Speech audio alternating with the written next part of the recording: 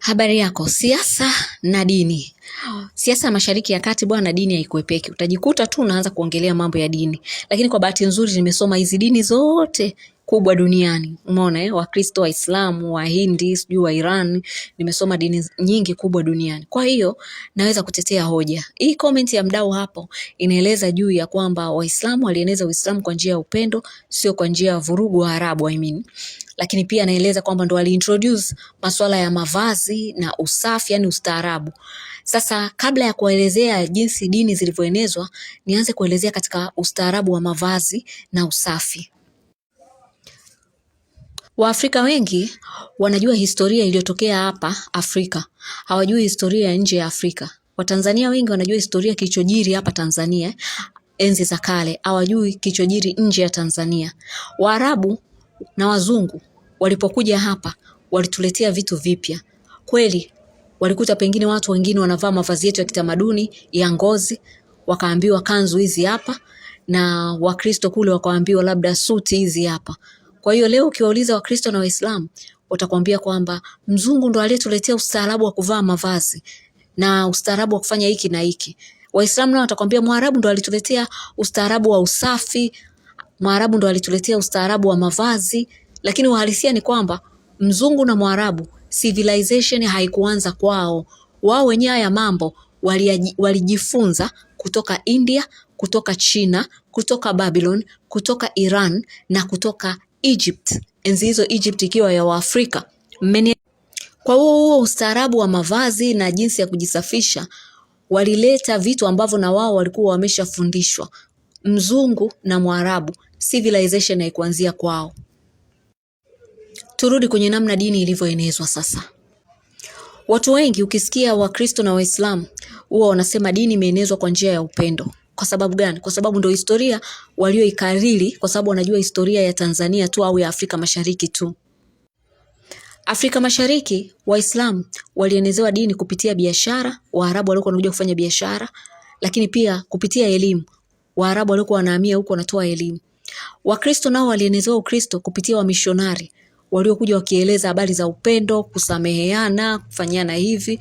Kwa hiyo Mwafrika wa Afrika Mashariki lazima atasimama atasema dini ilienezwa kwa upendo kabisa, sio kwa mapanga, kwa sababu ndio historia anayoijua.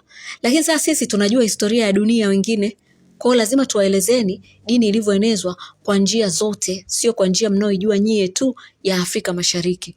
Dini ilienezwa kwanza kabisa kwa njia ya elimu na imani. Sasa hapa ndo wanakava wakina nani? Wakina Mtume Muhammad, wakina Yesu. Hapo ndo wanaongelea Yesu anaeneza injili kwa kutoa elimu na mambo ya imani.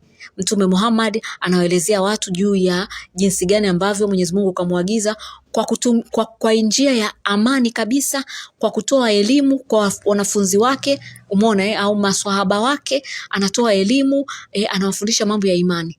Na Yesu nao hivyo hivyo, sijui wanafunzi wake anatoa elimu, anawafundisha mambo ya imani. Hii ni njia ya kwanza ambayo ni nzuri tu, haina neno, umeona? Na kuna watu walivutiwa kabisa, ndio maana watu wengine wako tayari kufa kwa ajili ya hizi dini, kwa sababu walienezewa kwa njia hii ya elimu na imani.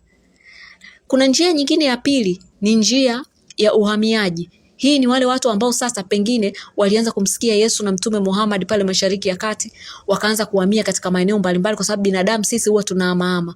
Kwa hiyo kule wanakuhamia labda kibiashara au kwa ajili tu ya makazi, wanaeneza na dini kwamba jamani, sisi kule tulikotoka kuna hiki na hiki, na watu wanapokea habari njema. Hii ni aina ya pili ya dini ilivyoenea. Kwa hiyo na watu nao walioenezewa dini kwa njia ya uhamiaji, na wenyewe pia watakuelezea historia nzuri juu ya dini walivyoipokea. Kwa njia ya biashara, kama nilivyosema, maeneo mengi sasa ya pwani ya Afrika Mashariki, Waarabu walileta dini kwa njia ya biashara. Umeona? Kwa hiyo watu wakapokea. Ndio maana leo hii wa Afrika Mashariki ukiwauliza wanasema dini imeenezwa kwa njia nzuri kabisa, Waarabu walikuja kufanya biashara. Hii ni historia ya Afrika Mashariki. Umenielewa? Kuna historia ya siasa na vita. Dini ilienezwa pia kwa siasa na vita, na katika njia hii ya siasa na vita ndio ilikuzwa kwa haraka zaidi kuliko kwa njia ya biashara, uhamiaji na elimu na imani. Umenielewa? Mtume Muhammad na Yesu hawakufika katika bara la Ulaya. Umeona? Pengine labda walikanyaga kidogo bara la Asia, pengine Yesu anasema alifika bara la Asia, lakini hawakufika maeneo mengi, Mtume Muhammad pamoja na Yesu. Dola ya Mtume Muhammad ya Madina haikuchukua maeneo mengi, umenielewa? Yesu hakuwa na dola kabisa, unaona? Kwa hawakufika maeneo mengi. Walioanza kufikisha yale mafundisho yao ni watu waliokuwa wanasambaa kwa ajili ya biashara na wanafunzi wao waliokuwa wanatoa elimu. Sasa hata baada ya kufa watu wanatoa elimu, ndo akaanza kufikisha maeneo mengi. Lakini himaya, kwa sababu zilikuwa zina majeshi, hizo sasa ndo zilieneza dini kwa kasi. Lakini lengo lilikuwa sio kuwapa ya watu elimu kwa upendo. Lengo ni kusimamisha himaya zao. Sasa kuna wengine wao walipelekewa dini kupitia himaya kisiasa. Kwa hiyo historia wanaoijua wao watakwambia sisi tuletewa dini kwa babu zetu kupigwa na kufungwa minyororo. Watakwambia hivyo kwa sababu wao walipokea dini kwa njia ya wanasiasa, kupitia siasa na vita, kupitia hizi himaya za Waarabu na himaya za wazungu kama himaya ya Roman. Kwa hiyo hatuwezi kumbuka historia ya elimu, uhamiaji na biashara peke yake tukaacha historia ya siasa na vita, jinsi wanasiasa wa Kiarabu na wa Kizungu walivyotumia Uislamu na Ukristo kwa ajili ya kueneza dini, si kwa sababu ya upendo bali kwa ajili ya kusimamisha himaya zao. Umeona? Himaya ya Roma niliona inalegalega, ndio maana ikaenda kudandia Ukristo pale Mashariki ya Kati karne ya 4. Umeona? Wamekuta Ukristo umeanza kusambaa karne ya kwanza. Walipoona wanashek, wakauchukua Ukristo wakausimika kwamba ndo dini ya himaya, wakaanza kutambaa nao. Unataka kuniambia himaya ya Roma ile ilikuwa ni himaya? Ukishaona himaya inaeneza dini, maana yake ni kwamba kinachoangaliwa ni siasa pale, na wanakuwa wako tayari kufanya chochote, hata kuua watu, ili ile dini isambae, himaya yao isisheke, ili watu wawasikilize. Mmenielewa? Himaya za Waarabu zilitofautiana mpaka na kizazi cha Mtume Muhammad. Mtume Muhammad kaja kuelezea dini kwa elimu na imani. Hakulazimisha mtu aslimu. Watu walislimu kwa kumpenda matendo yake mema. Hivi ndivyo nilivyomsoma mimi. Umenielewa? Nilivyomsoma, matendo yake ni mema kabisa. Kijana aliyekuwa mwema kabisa, aliyekuwa anaeneza dini kwa upendo, na najua alikuwa anakaa na watu wa dini tofauti tofauti, kwa sababu Mtume Muhammad wakati anazaliwa alikuta Ukristo tayari umeshasambaa pale na dini ya Kiyahudi ya Judaism tayari imeshasambaa. Kwa hiyo Mtume Muhammad alikuwa anajua kuna Biblia Agano Jipya aliikuta na Biblia ya Kiyahudi aliikuta.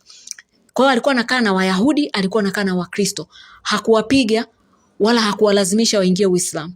Na wengine walikuwa wanamfanyia kazi, lakini waliingia Uislamu kwa sababu walivutiwa na jinsi alivyoishi nao kwa upendo, na jinsi alivyokuwa anawaelezea ile elimu kwa upendo bila kuwaforce.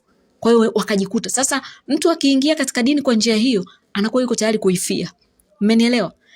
Lakini baada ya kufa Mtume Muhammad, baada ya Yesu kuondoka, himaya zilifanyaje? Himaya zikaingia, zikashika zile dini, zikaanza kueneza kwa kasi sasa kwa njia ya kisiasa.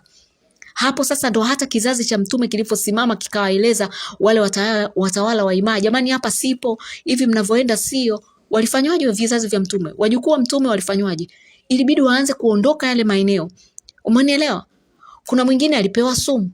Kuna mwingine Hussein, Imam Hussein aliuliwa Kabala.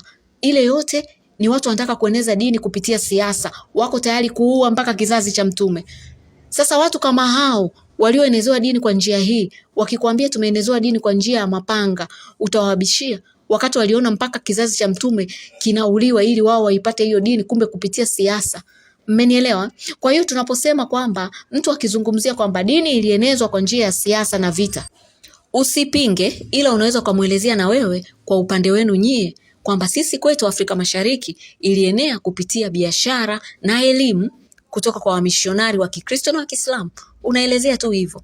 Kwa sababu Ulaya kule himaya ya Roma iliua watu vibaya mno. Umenielewa? Himaya ile iliua watu, inakwambia tumeleta dini ya Kikristo. Sasa watu mnaingia, msipoingia kuna watu waliuliwa sana kwenye matanuru, na waliotaka habari za madhehebu waliuana sana. Mashariki ya Kati watu waliokuwa wanaingia kwenye madhehebu tofauti waliuana sana. Shia na Sunni hawapatani. Ulaya kule na kwenyewe hivyo hivyo, waliokuwa wanataka kutoka Ukatoliki wanaingia sijui Lutheran, Anglican, watu waliuliwa mpaka wakaanza kukimbilia katika bara la Amerika. Umenielewa? Ndio maana wa Marekani kule wakajazana watu ambao si wa Katoliki, wakaanza kuupinga Ukatoliki. Ndio maana leo Marekani marais wenye dhehebu la Katoliki hawafiki hata 6.